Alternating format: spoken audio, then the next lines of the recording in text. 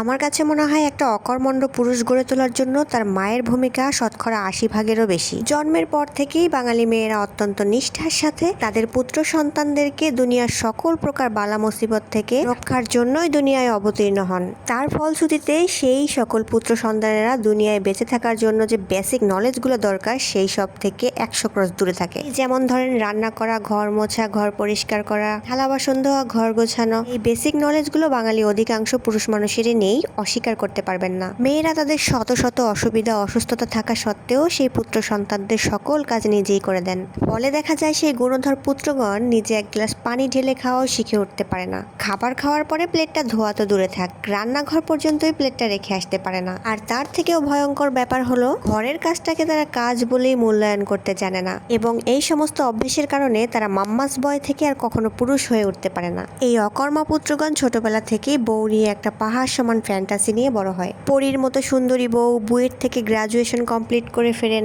Doctor, engineer, আরো কত কি। এমনকি বিসিএস ক্যাডার হয়েও তার পার্মানেন্ট কাজের বুয়া হয়ে কাজ করবে। রান্নাবান্না সহ সংসারের যাবতীয় কাজ সেই করবে, পড়াশোনা করবে, ক্যারিয়ার গড়বে, তার বাবা মায়ের সেবা করবে, আত্মীয়দের খোঁজ খবর নিবে, বাচ্চা পালন করবে, সবকিছুই করবে। মোট কথা সেই পুত্রগণদের সমস্ত সুখের ব্যবস্থা করে দিবে। কিন্তু বাস্তবতার কষাঘাতে জর্জরিত হয়ে এই পুত্রগণ সারা জীবন একটা অতৃপ্তি নিয়ে জীবন কাটায়। মা করলে কাজটা এমন হতো, তেমন হতো, এরকম ফালতু তুলনা দিয়ে দিয়ে ফালতু পার্থক্য খুঁজে খুঁজে বউয়ের জীবনটা অতিষ্ঠ করে তোলে।